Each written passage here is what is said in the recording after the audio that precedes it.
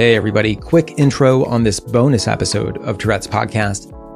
I wanted to share a conversation I recorded. It was actually conducted at the Tourette Association's annual conference in May. And this one is all about Oliver Sacks. He's the renowned neurologist and author of several books, known for his patient-centered, empathetic approach to understanding things that happen in or from our brains, including Tourette Syndrome. And from the outside, I guess people might say that he oversaw or wrote about some of the most fascinating cases in all of brain science. I mean, but not in a sideshow kind of way. It was all about the dignity of the person and being understood, empathy. By the way, someone actually left me a DM suggesting a contest on the podcast for anyone who can accurately tell me how many times I've used the word empathy on Tourette's podcast, which is a great idea, but any prize would be too little. I do want to do more contests on the podcast, different subject another time. Anyway, Oliver Sacks is the subject of a recently made documentary. It's so good. It's fantastic. It's called Oliver Sacks, His Own Life. Really, it's good. And it goes there. It's raw. It's heavy. It's often very funny. It's about Sacks' own struggles with being taken seriously as a medical professional when he was doing things so differently.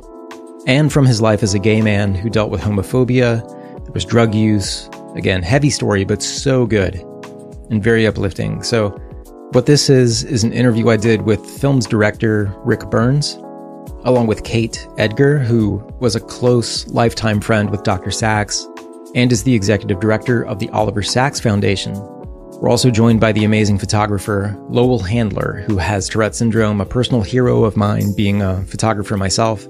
Lowell traveled the world with Oliver as his friend and photographer, and last but certainly not least, we're joined by Amanda Talty, president and CEO of the Tourette Association. This was personally highly rewarding for me because I got to interact with Oliver Sacks when I was a kid, and from that point, I've always kind of felt a closeness or an understanding. I'll talk a little bit about that, but anyway, here it is. And I'll also post a video version of this at tourettespodcast.com so you can see everybody if you want.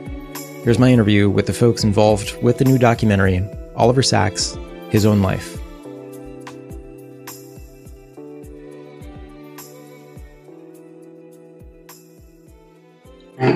Good afternoon, everybody. My name is Megan Burns, and I'm the Director of Marketing at the Tourette Association of America. I'd like to welcome you to our session today, Oliver Sacks, His Own Life, a Filmmaker Talkback. As part of virtual conference, we would like to thank our sponsors, the Warner Fund and Pharma, as well as all donors and sponsors for making this free conference possible. To support educational programming like this, you may visit tourette.org/donate to make a contribution today. During the session, we'd love to include your voice in the conversation. Please use the comment panel below to submit your questions, and we'll address them during the Q&A at the end of the session. It is now my pleasure to introduce Amanda Talty, the President and CEO of the Tourette Association of America, for some opening remarks. Good afternoon, everyone, and happy Sunday. I am thrilled to welcome you all to a panel discussion around Dr. Oliver Sacks and the new PBS American Masters film, Oliver Sacks, His Own Life.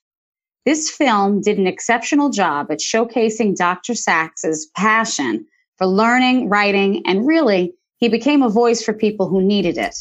By doing so, he helped raise awareness for many conditions, including Tourette Syndrome. His gift was being able to humanize TS to a broad public when there was very little working knowledge back in the 70s and 80s. Dr. Sacks was deeply connected to the Tourette Association of America and the Tourette Syndrome community, for which we will be forever grateful. Today we'll honor his legacy as we will be joined by an incredible panel, including the film's director, Ric Burns, Kate Edgar, the executive director of the Oliver Sacks Foundation, and Lowell Handler, who had the incredible opportunity to travel the world with Dr. Sacks to report on Tourette during the 1980s. And the conversation will be led by Ben Brown, host of Tourette's podcast. Before we pass it off, TAA conference attendees had the exclusive access to watch the film and join an extraordinary panel discussion for free. If you've not yet had an opportunity to do so, there is still time. We'll put the credentials in the chat. But for now, Let us kick off this incredible discussion with the trailer for the film. I first saw my analyst of 66. We are now in our 50th year, and we're beginning to get somewhere. Please welcome Dr. Oliver Sacks. He was the first major intellectual who spoke about diseases to the general public in a way that they could understand. His writing brought back essential aspects of medicine, treat the person and not the disease. Life threw so many things at him, some of which he brought on himself. He was the first to admit. It was at that time they discovered that he was gay. Where do you go where your mother calls you an abomination? You go to San Francisco and stop writing home. From an early age, it was understood that I was going to be a doctor. My brother Michael was diagnosed as schizophrenic. I became terrified for him. Michael was one of the reasons Oliver did what he did.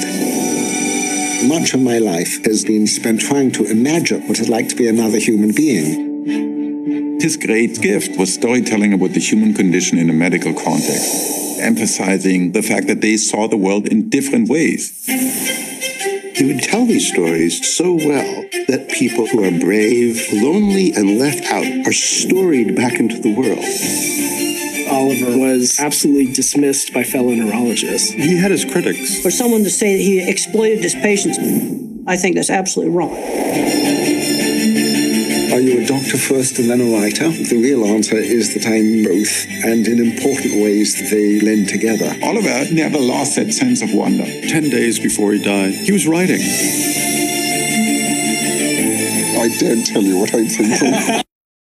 Hey, that was incredible. So we will pass it off to Ben to lead the conversation. Thank you so much. Yeah, thank you guys for having me. It's been a lot of fun taking part in this conference and connecting with new people. And I'm particularly excited to be on this panel. I watched the documentary, and all of you should. It was fantastic, just really open and raw, lots of archival imagery and great photographs, quotable lines, just everything I like to see in a documentary, in addition to having such a great central figure being Oliver Sacks. And I'd like to thank our panel for being here.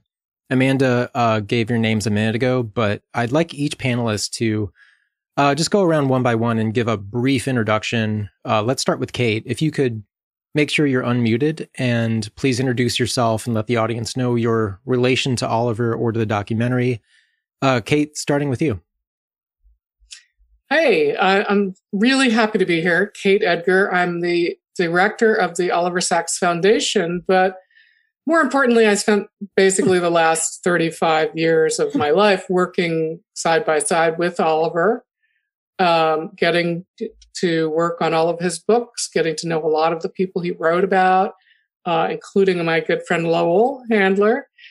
And so I'm thrilled to be here. I'm so sorry that Oliver couldn't be here because he passed on, but he really had a special passion for Tourette.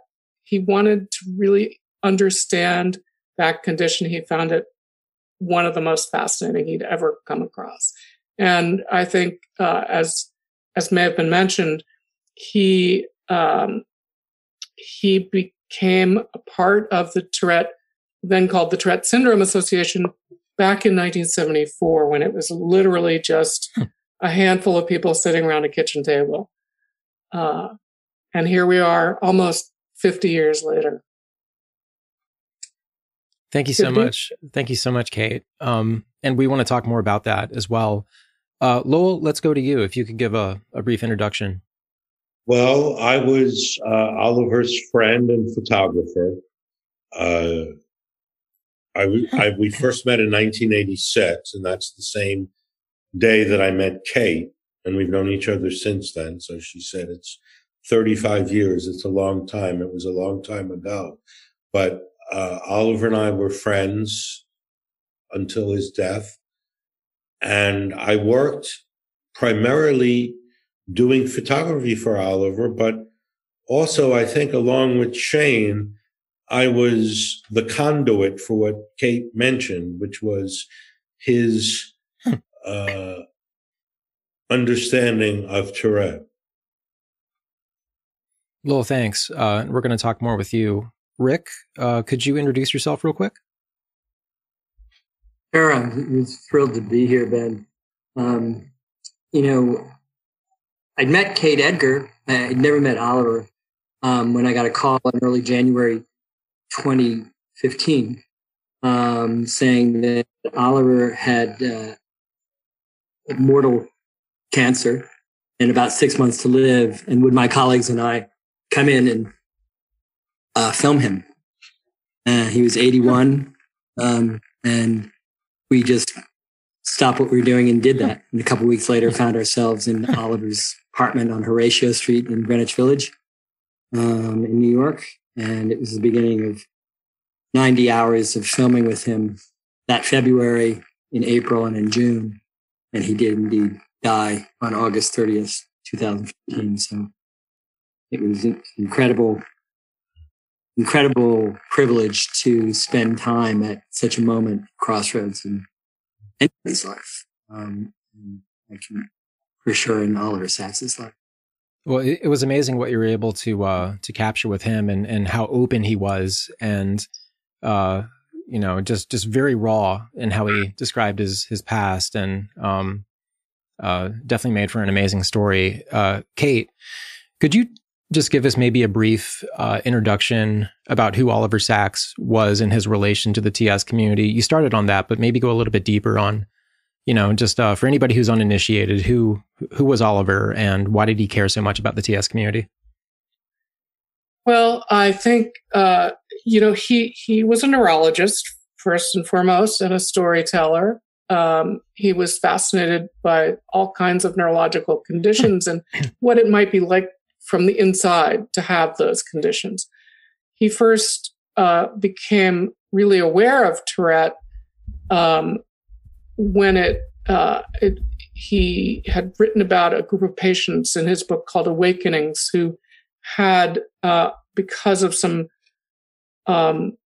drug interactions and other reasons, they began having Tourette-like syndrome. At the time, Tourette syndrome was considered to be an extremely rare condition. But Oliver was well versed in 19th century neurology, including the reports of Gilles de la Tourette, the man who named the syndrome. And he started thinking about it. And I think around 1971, a patient sort of showed up in his office who had Tourette syndrome. He later wrote about that person in The Man Who Mistook His Wife for a Hat. He was referred to in the story as Witty Ticky Ray. Ray, by the way, I speak to him frequently. He's doing really well 50 years on. So Oliver was very interested in Tourette, and he began to realize after his first encounter that it was much more common than the medical profession thought. And so that launched really his interest in the syndrome, and he got to know the nascent Tourette Syndrome Association, and then embarked on many great adventures with Lowell and with Shane, who you also see in the movie. If you haven't read it, one of the things in a recent book of Oliver's is an account of how he and Lowell traveled the world, including going to a community in Canada where a very high percentage of the people have Tourette syndrome. So that's the background. And so he was involved, as you were saying, in the Tourette Association, back then called the Tourette Syndrome Association, pretty steadily into the 70s and 80s. And I don't remember what conference it was exactly. It might have been Washington, D.C., but I was very young, so I didn't have a full grasp on who Oliver Sacks was. I knew he was a famous scientist, and I knew that because the photo I saw of him, and it might have been a photo that Lowell took, I don't know, but it looked exactly what I thought a famous scientist would look like. And so that was my frame of reference when I was, maybe 7 or 8 years old. But I remember all the celebration around him being at that conference, at that Tourette conference. And again, too young to follow what he was saying from the stage, but I remember I really liked his voice. He sounded like somebody I would want to know. And then meeting him briefly as he came through. And then a few years later, I got my mom's copy of An Anthropologist on Mars. And I think it was in that book maybe where there was the story about the surgeon with Tourette. And I still have your copy, Mom, if you're watching. Anyway, he just became chiseled into my list of people I like. And seeing the documentary and seeing Shane Festel, someone else who I got to know when I was a little kid. I mean, it took me back to a lot of things and I guess got to reconnect me with who I wish I knew Oliver was when I was a kid. But it just really amazing. And Lowell, I mean, could you talk about what it was like to travel the world with Oliver? Maybe speak to how that impacted your life and if there are any defining lessons that you took from him in your experiences with him? There were quite a few. I mean, it had a huge impact on my life. I was just barely 30 or 31. And Oliver was in his mid 50s. So I was pretty young and I don't think I had ever been to, I had definitely never been to the Netherlands. I had been to the UK and we traveled a lot in the Netherlands and in the UK and then all across this country in a car in this country, literally from California all the way back to New York. But it was one of the great experiences of my lifetime, I have to say. And he was really trying to see what it was like to have Tourette. And as I said before, Shane and I were the conduits for this. And during this period of time, he was sort of living the Tourette through me. And I learned a great deal about him, but I also learned a lot about human nature from him. And I also, I think, found out things about myself that I didn't know. It was an incredible experience. It went on for a couple of years. It was in the late 80s. And it was just an amazing time, you know. I took a lot. I was working as his photographer, but I was also his sidekick, you know. Maybe he was my sidekick. I don't know. At times, maybe his muse. And we became friends. You get to know somebody pretty well if you're staying in the same hotel and rooms next to each other and you see each other every single day, all day and all night. You get to know somebody pretty well after a few months of that. Well, one thing that's interesting is being his photographer, and empathy takes such an active role in photography. If you're doing candid stuff and, you want to make people look good and, or you want to capture their humanity and all that, it is about getting to know people. And that's... Because you're a photographer, I heard. Yes. Yeah. And, that's a big part of it. And I love the documentary put so much emphasis on his empathy and, him putting himself in the person that he's talking to try to kind of get where they're coming from. And I feel like photography, it gets into that a bit. Oh, definitely. Absolutely. But, the thing is, if it were another doctor somewhere else, he would have read a book. It wasn't enough for Oliver to read the book or a book or an article. He had to go thousands of miles with somebody. And at the time, I have to say, I had it pretty severely. Kate remembers, much more pronounced than it is now. Because it's very mild now, but not 30 years ago. It was very severe Tourette symptoms. And he wanted to live the whole, constant, as I said in the documentary, he was constantly talking about taking off his white coat and going into the world to see how whatever condition it was, whether it was Tourette or something else, existed in real life. And he went to extremes to do it. I got to say, speaking of taking off the white coat, which I think, Lowell, you're so good in this film, but I'm so thrilled that Ric was able to capture footage of Oliver out there, footage of him with patients.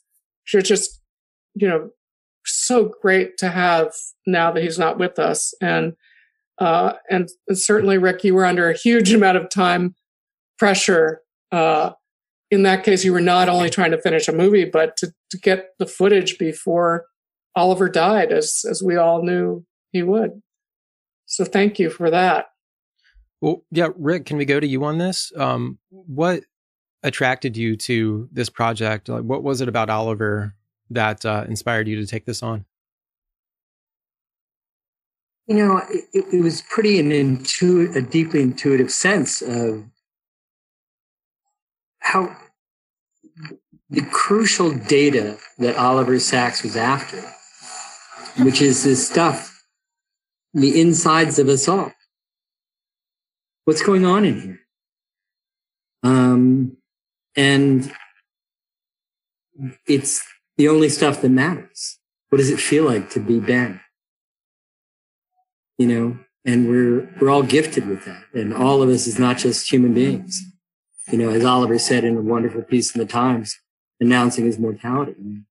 We're all sentient beings, thinking animals. And what an extraordinary kind of accident and privilege it is to be there. And that's the thing, this thing inside us all, inside the darkness of our own being, the part that none of us can see of each other, that he was this lifelong student and doctor and kind of astronaut who wanted to find out about it.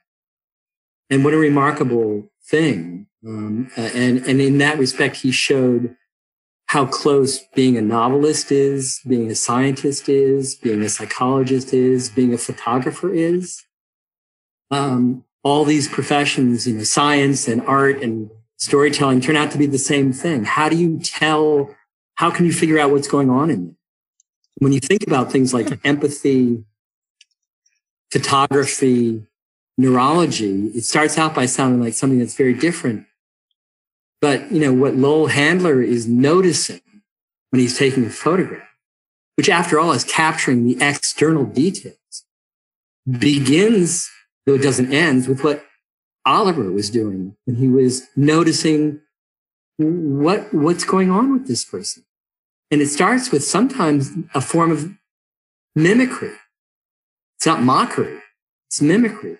And you see that very much like when someone, and Kate can testify to this, and Lowell so much better than I, Oliver was a helpless reduplicator.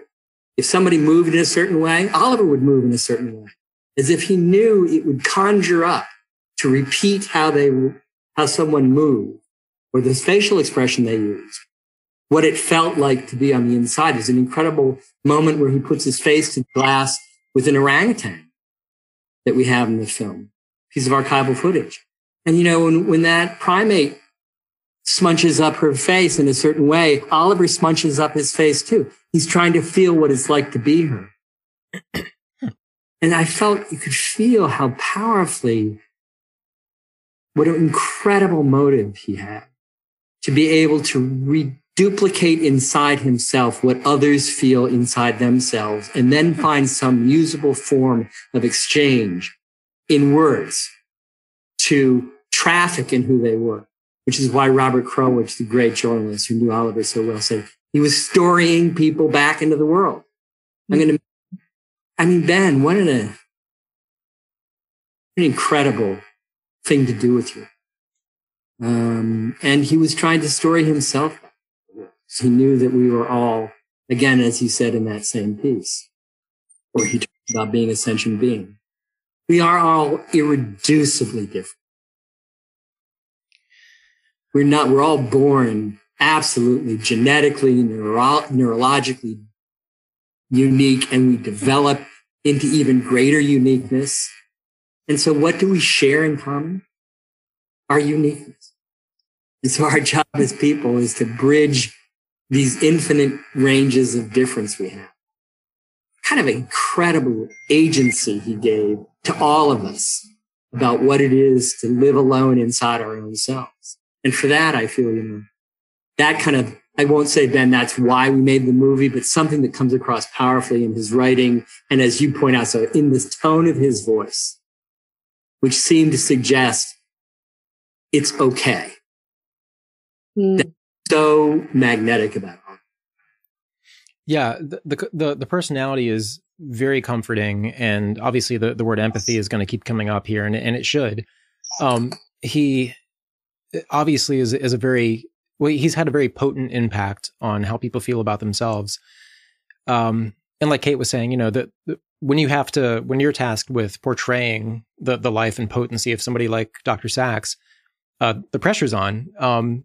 How long did you spend on this? And, you know, were you, I was thrilled with the documentary. I thought it was fantastic, and the takeaways were amazing and powerful. Did you feel like you you accomplished what you set out to do with it? You know, my motto, I say this more frequently than I care to admit, is the deal with any project is you try to kill it before it kills you.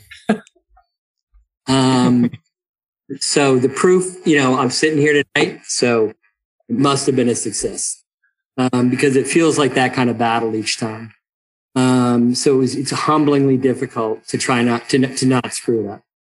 You know, but imagine in this case, what we had Kate Edgar, we had Oliver's incredible partner, Bill Hayes, you know, and that's so much a huge part of the story. Absolutely. You know, Oliver's story has this kind of movie-like narrative thing. He's his own worst enemy for so long in his life. He struggles with so much torment going on from an early age. So many things happen really in late December in his life, including the one meaningful, deep romantic and erotic relationship he had, which was incredible. The form of grace there in the last 5, 6, 7 years of his life. And, you know, it took a long time to figure out. We only had that half year to be with him. And then we had 5 years to try to not screw it up. And we finished the film in maybe a little bit less than that in 2019. And, you know, when we finally could figure out, with Kate's help, with Bill's help, with the help of a remarkable crew, all those people who spoke about Oliver, Paul Theroux, Robert Krulwich, Temple Grandin, who brought in the autism community in a really remarkable way, you know, doctors, patients, people who, family members, that this was a story really of two things: a man looking back late in his life on what his life meant to him and confronting his own death.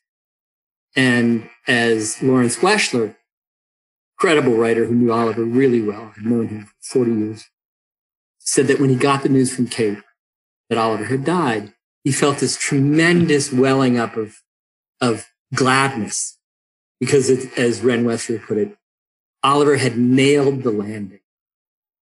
He'd given a master class in how to die. Which, you know, you put it sounds like potentially so morbid. And it's not. It's so beautiful. There's so much grace in it, that he had this strength to take the last and, in some sense, most potent reality of being a living, sentient being, when you come to the end of sentience and being, and to exemplify that for others. And so the story was a man in full confronting the end of his life. And when we understood that that was the form, and at a certain point, it's Oliver Sachs drops the mic, you know, and just to try to follow that and be true to that. And that's, so we had the help of a remarkable cohort of people in making this film. Without whom, I'm sure, if it hadn't killed us, we could have easily screwed it up. Well, beautifully done. It was an incredible showcase of Oliver's life and the tremendous effort and care that he put into understanding his patients, and of course, where he gets his empathy from his just deep experience of just living life. You know, he had a lot to cite, a frame of reference for virtually anybody he was talking to, it seemed like. Kate, you mentioned some of the footage that Ric was able to capture of him with his patients being out in the field without the white coat on. What does it mean to the Oliver Sacks Foundation to have this to look back on? Well, you know, speaking personally for myself, it's the greatest gift I could have possibly wanted. It's, you know, it's such a beautiful portrait of this man. And even for those who didn't know him, we so often get the comment that, his voice had that incredible quality. People would often come up after lectures and say, I would come and listen to him read the phone book. And there was just something very soothing about that. And to have that saved and curated for the ages is just enormous. It's really a mitzvah. I think Ric did an absolutely tremendous job. It was not easy. And, to capture somebody as complicated as Oliver, as troubled as Oliver for much of his life, in a mere 2 hours is really, I think, an amazing achievement. Ric, was there anything that surprised you from Oliver? Anything that you learned about Oliver in this project that that maybe you didn't expect?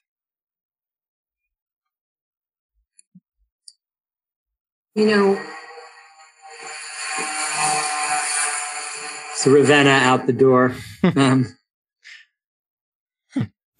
think it was all projects worth doing. Certainly this was one. Kind of transformed the people who make them. And this one began to transform my colleagues and myself very rapidly. Shortly after getting that phone call, we plowed into Oliver's apartment, as I mentioned. And the first interview was 5 days long. I'll tell you, that's unusual. We were with Oliver from 9:00 on a Monday morning, February 9th, and we left his apartment. Well, we went home at night on Friday at 9:30. We were there basically 12 hours a day, pausing for times that Oliver would go swimming with Billy in the middle of the day, even though he had this metastasized cancer, ocular melanoma. And, he would read from his unpublished manuscript. He would talk. He would show us periodic tables that he had, his minerals, his ferns, his plants. He would joke. He would laugh. He would be angry at his next door neighbor. He would talk about orange Jell-O, which nobody who ever sees this film will ever think about orange Jell-O in quite the same way again. A remarkable honesty that was shocking. And I think that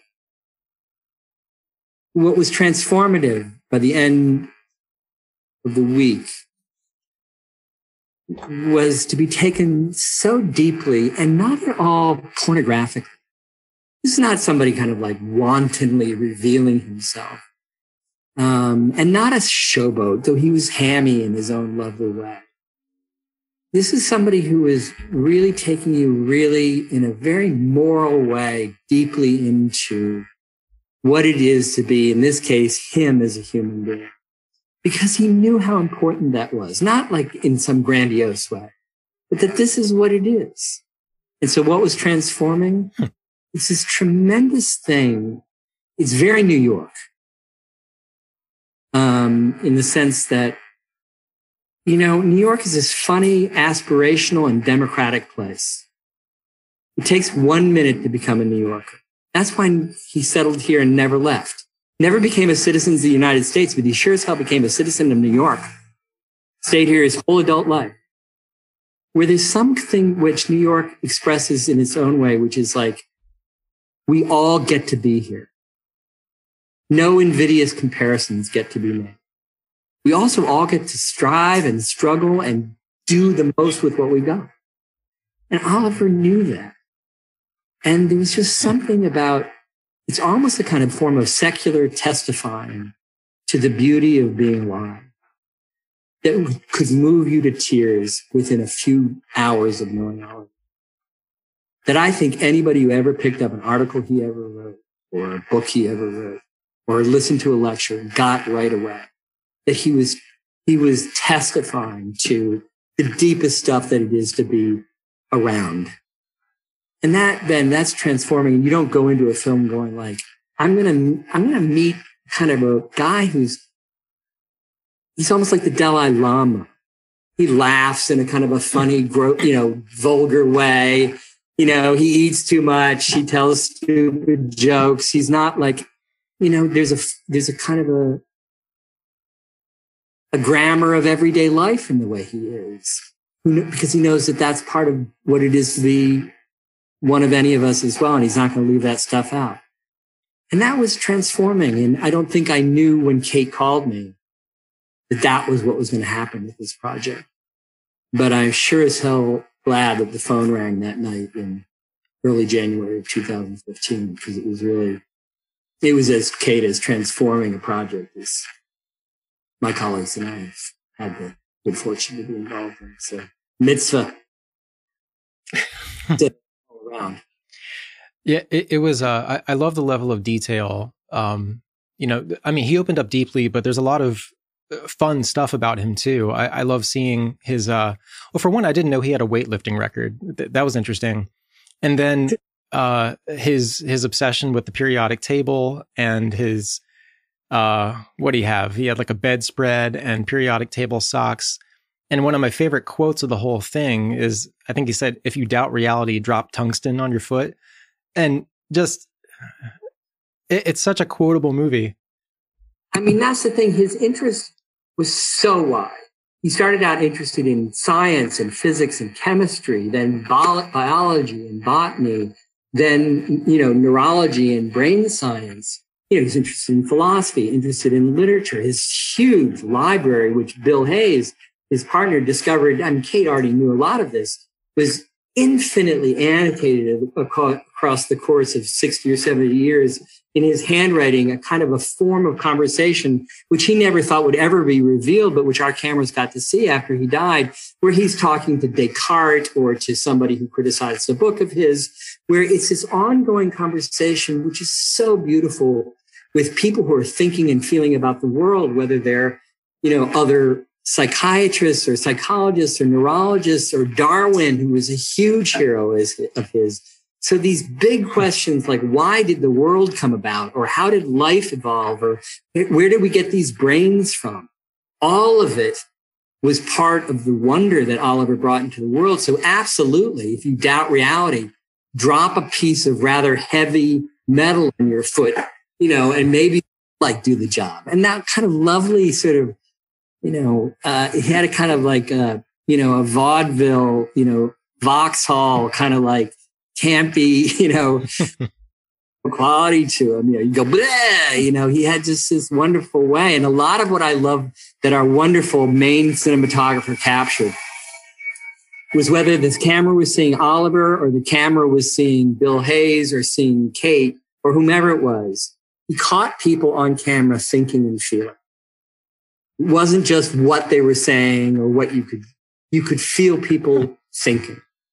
And when we get to orange Jello, when Oliver suddenly looks away, he's eating green Jello at the time. He looks away and kind of he thinks for a second, and the voice off says, it's Bill, says, "Oliver, what are you thinking about?"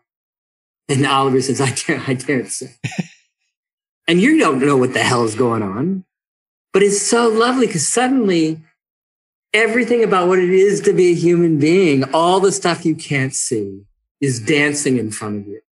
And I just go, what a great gift. In this case, also just to have, in addition to Oliver, like a wonderful cameraman, Buddy Squires, who knows to stay on the subject because he, like Lowell Handler, when he's taking a photograph, is noticing the details at the right moment and staying on it. So, So I'm going to move on to a couple questions about his legacy, but Amanda, wondering if you have any thoughts. Was there anything that surprised you in watching the documentary? I don't know, anything that stood out to you? So many things in the documentary stood out to me, but I think really my takeaway,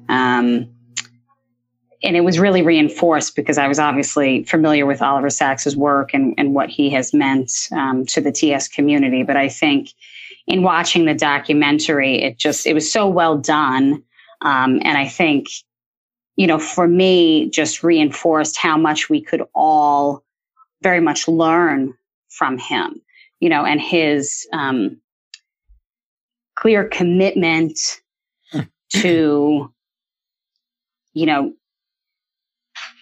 others and the humanity that he exuded, really, which truly came through a pure and genuine curiosity to understand people, to understand not only what ailments or conditions were impacting them, and to really sort of step into their shoes in the best way that he could. But, to really take that and then reflect it out to the public with the hopes that they would really be able to embrace what he learned through his curiosity.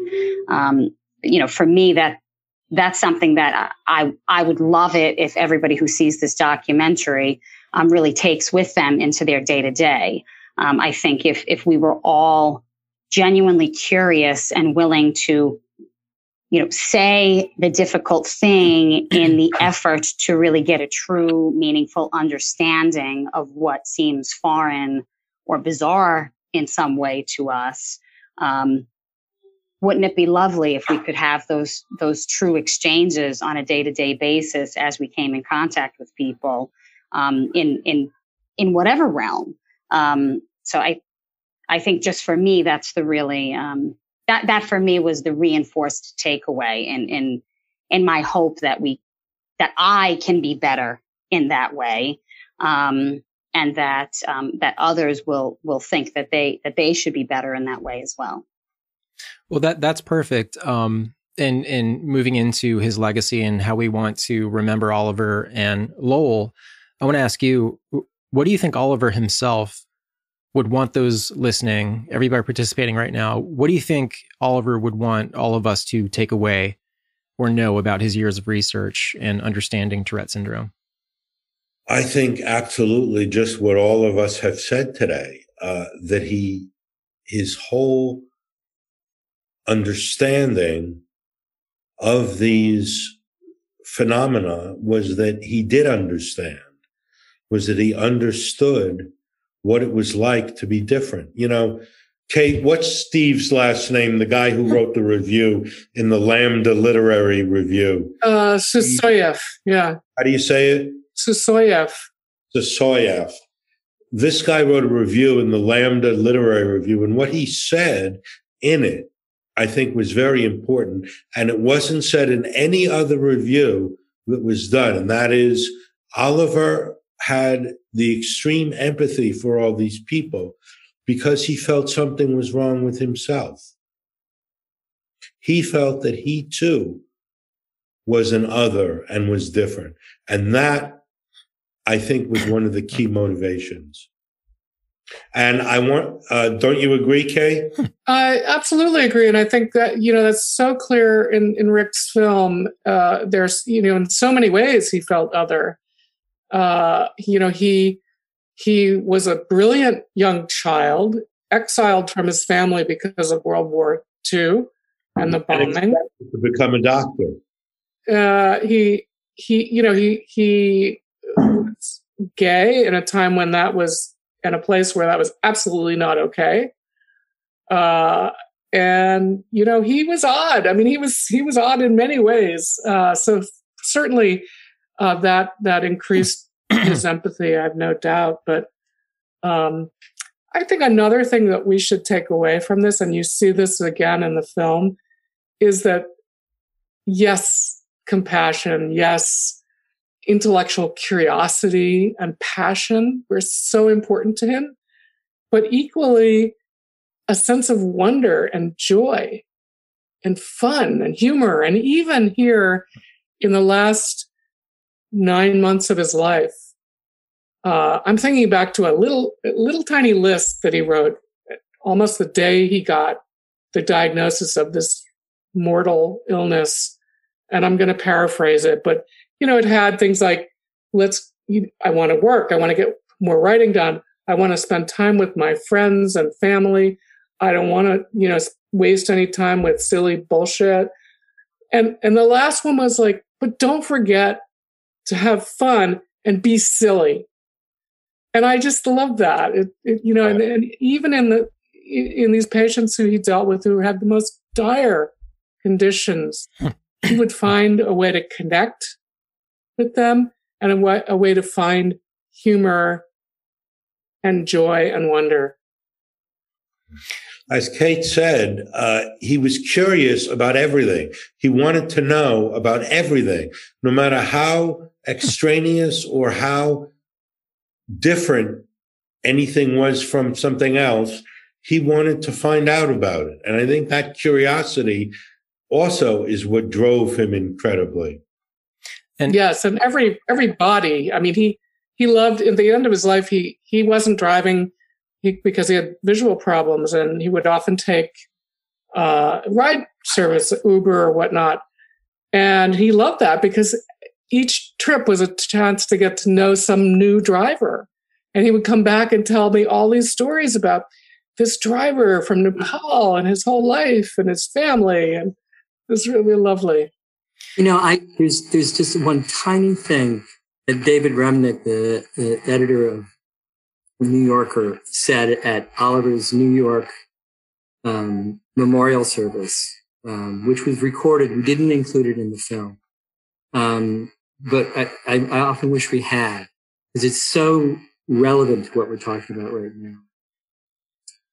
That Remnick said towards the end of his really beautiful remarks about Oliver, who he knew well. He published 35, 40 pieces of it, or rather 35 or 40 had been published in the New Yorker over the decades. That there comes a time, Remnick said, when you're reading any piece by Oliver, where you go, you the reader, you know, this man writing is just as strange and just as original and just as rich and just as wonderful as this person he's writing about.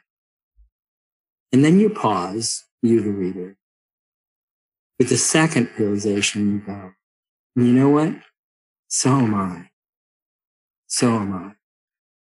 And that two-step, the realization that the author has this direct connection of some kind to the subject matter, but then that you, the reader, have the same connection to the author and the subject. And my gut feeling was, this is Remnick's, I think, brilliant insight. Oliver began and ended with this sense, not only of his own difference, but all of our difference. And his joy and wonder in that, you know, that we are all, which rings true for so many of us who hide behind either a pretense or a small fig leaf of normalcy, some during some or all of our lives. And you know, convention is a great thing. But who among us do not, secretly or not so secretly, understand that we're different? You know, I'm seeing so many great comments in the chat box, and I wish we had hours and hours. But one in particular was a question of, is this film going out to the medical community? And the answer is absolutely yes. In fact, just this month, in addition to this conference, we were able to show the film to a conference of the American Academy of Neurology. And we are certainly getting into the educational environment. So our hope is that this film is seen broadly by people of all ages, and particularly, of course, people in the medical profession. Well, it might be time to keep it going for some questions from the chat. I'll just, last thing I'll say, and I'll kick it over to Amanda if she has anything she'd like to say about Oliver Sacks' style and what it means to the community and what we hope to see in the future. But I just, you know, there was a quote that said, Oliver wanted to be in the skin of someone with Tourette syndrome. And this speaks to everything we've been talking about. Again, that sense of empathy. We mentioned Shane Festel. I love that it showed him. He was really warm and supportive to me when I was a little kid. You know, I saw him at a few different Tourette conferences. He always took time to, you know, ask me what was up, and it was cool. And that he reached out and put a positive face on Tourette for me when I was a little kid, trying to, you know, I was struggling with that. And that's confirmed in the film, where Shane credits Dr. Sacks for making him feel positive about his Tourette, that it wasn't just a deficiency, it was an excess and something you can revel in. And I just love that turn of making you feel good about something that other people think might needs to be fixed or something. And it just adds all the humanity.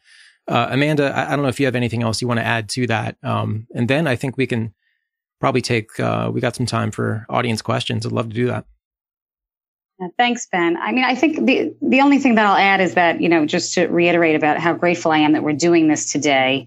We are celebrating the 50th year of the Tourette Association next year. And I think, the success of the organization,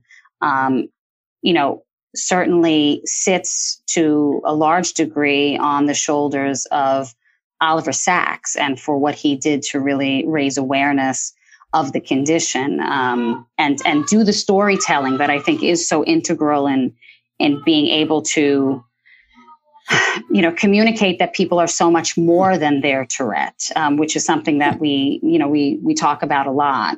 And again, just, that I hope we can all sort of lead and take from his example, the curiosity and really in a world where we're always rushing to one place or another, or rushing to, make a judgment, or, that we maybe think about Oliver Sacks and the time that he really took and invested to slow down and truly try to understand and see through someone else's lens, the world as they were looking at it. And I certainly agree that we're all a little bizarre. And I think we should all be proud of that, and we should all own that, because normal's boring. I agree, Amanda. So I think, it's 1:50 p.m. Eastern. Megan, do you want to, can we do some questions? I will jump in. So we have about 10 minutes left. First, I just want to mirror what Kate said. So the chat that's coming in today is exceptional. It really touches on the impact that Oliver had on so many people. And it really has come through in the way that people have learned from him, learned about their own condition back in the 70s and 80s when there wasn't, as much working knowledge. So for those who had joined after Kate had given an introduction, Kate, can you just touch on how was it that Oliver became interested in the field of Tourette syndrome? Oliver first became, I think, really aware of Tourette syndrome in probably the early 70s, partly because some patients of his with a different condition were having Tourette-like symptoms. But he soon started investigating not only the original reports of Tourette from the 19th century, but began taking on a few patients. And he started writing about some of those people in The Man Who Mistook His Wife for a Hat. And then he soon after that met Lowell Handler, who was his introducer in some ways to the world of Tourette, to many different people with Tourette around this country and across the world. I'm seeing Steve Bachner is in the house, and shout out to Steve. Shout out to Steve. I want to say that too. Oliver went to several conferences, including the one in McLean, Virginia. I think that was the one, maybe Ben, where you met him. And the one in Cincinnati, and they all have their own mythology and folklore associated with them. But they were incredible occasions for people who had been so isolated by this so-called rare disease, which we now know is not that rare at all, to be able to gather together and share. And I just also want to squeeze in here. Someone asked about, how do I tell my friends about this film? If you go to oliversacks.com, you will find some links to take you to a page for the film, which is called oliversacksdoc.com. And that'll give you all kinds of ways to connect and figure out where it's showing and how you can tell your friends about it. Thank you for that. And also, I just have to say that Lowell was too modest to mention his wonderful book. And you should look that up if you don't know it already, Twist and Shout. Twitch and Shout. Twitch and Shout. God, I'm a Beatles fan. What can I say? Thank you. Yes, that was a memoir that I wrote, the came out in 1998. So it's a long time ago, but it's been in print all of this time. So that's great. So I think, Lowell, this would be a good one for you to answer. So the film referenced that other neurologists may not have taken him seriously during that time, possibly because he was so forward thinking. Why do you think that was? And maybe when was the turning point for people to understand the impact of his work? Well, of course, the impact of his work, as Kate can tell you, greatly preceded the time when he was accepted by the medical establishment. Kate says in Ric's film that she felt he really wasn't accepted widely by the medical profession until after the film Awakenings came out, which was in 1990. So certainly he had a huge number of readers previous to that. But I think that also the medical community was slow to accept his work because it was very unusual. It raised a lot of eyebrows, like the time that he took the female patient on a motorcycle ride from the hospital. It was really, people were really taken aback about how he got personally involved with the patient. And of course, that was the whole point of what made it so incredible. Right. And Amanda, you touched on this a little just briefly ago, but so the question is, a great deal has changed in our understanding of TS since Oliver first began writing about it in the 1980s, both in terms of science and perhaps more importantly, in social attitudes. Do you think that Sacks's work is still relevant and will continue to be relevant for years to come? 100%. That's the short answer. 100%. I think if we find that his work is not relevant and still a point of discussion and his style something to emulate as it relates to really, again, wanting to understand and get to the heart of people and the conditions that impact them, we will be greatly disserved. Yeah. And so this might be next for Kate or for Lowell, but there was a note. So did Oliver focus on people with extreme forms of TS? I don't know if you guys want to talk about that in any capacity.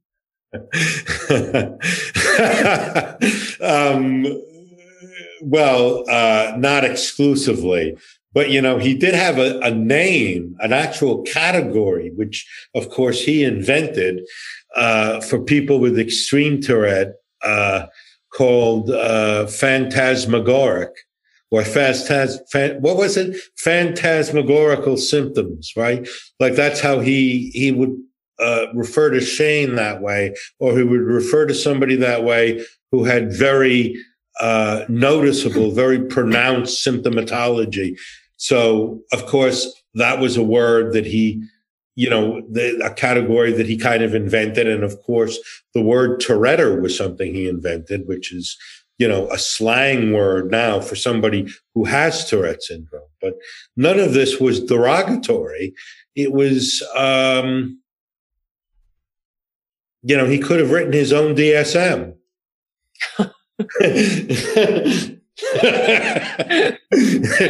That would be very interesting to see. I think Oliver would have said that.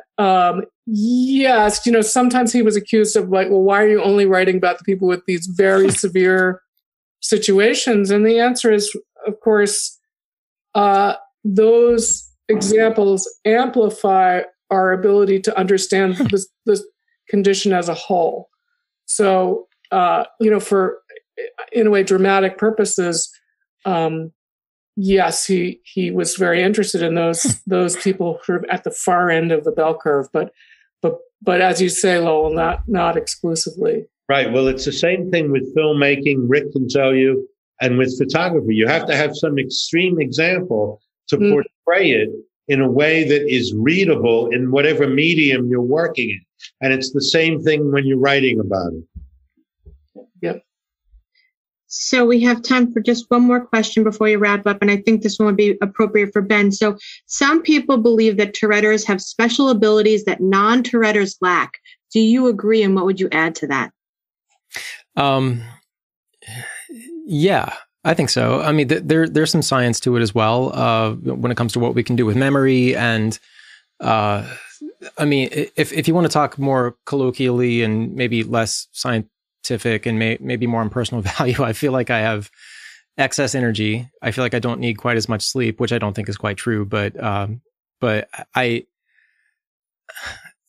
one that keeps coming up on the podcast is the one we've been talking about the entire time, which is the sense of empathy that you get from knowing that you could be in a situation where you might be misunderstood or mistreated, and you don't want to, you're conscious that that could happen to somebody else. So you give people room to breathe, you give people room to be themselves, and maybe give people an opportunity to be less of a negative curiosity, to where if people are worried about, what I'm doing in public or what somebody with TS is doing in public, if you're concerned about them, you can maybe ask if they're okay, but don't do it just so you can satisfy your own curiosity of what's this person doing, what's this weirdo doing. I think someone with TS has the ability to, from that experience, and experience is such a key theme and throughout the whole documentary, you have the experience to know how to relate to other people. And I think that makes you more of an open person, more of an ability to connect with other people. I know that when I started talking openly about having TS, which I didn't talk about for most of my adult life because I was embarrassed by it, once I started talking about that, other people started opening up to me and telling me, because I think it's a sign of trust that you can talk about something that might be perceived as a flaw or an insecurity in yourself and talk kind of confidently about it. And other people feel a little bit more comfortable sharing about themselves. And I think that just makes you, or gives you the ability to connect with people in a different kind of way. So that, I think, is kind of a superpower. Thank you. I agree. So thank you so much to everyone that was able to join us today. If we didn't get to your questions, we'll make sure that we can get some of those answers for you. But to each of our panelists, thank you so much. Rick, there's something that I took away from this. You said it bridges our infinite range of uniqueness. I thought that was such a beautiful sentiment, and something that I'll take away from this presentation, of course, from Oliver's wonderful work. But thank you again for joining us. This presentation will be on our YouTube channel. We'll put it on Tourette.org. Of course, it's the start of Tourette Awareness Month, so there are plenty of ways to stay connected with the TAA, to give back, to contribute, and to get involved throughout the month. So you can visit us at Tourette.org/awareness to learn more about that. And I just want to thank you all again for joining us today. Have a wonderful day and enjoy the rest of your weekend. Thank you so much, Ms. Megan. It's been wonderful to be with you. Likewise. Bye-bye.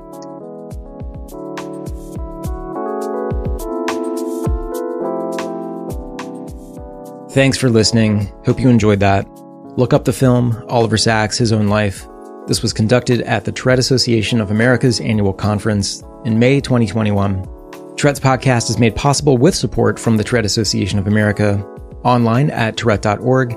Type them in on YouTube, and you can find all kinds of webinars and programs to help you fill in the blanks about Tourette and other tic disorders or co-occurring conditions, and how we can live with all of it in a positive way. Tourette'sPodcast.com or GeeksRising.com for all the past episodes of Tourette's Podcast. Geeks Rising, if you don't know, is the fantastic podcast network that brings this show far and wide to a great general audience learning about Tourette. Hope you enjoyed this bonus episode. We'll be back our usual time for another full episode of Tourette's Podcast. Talk to you then. This is Ben.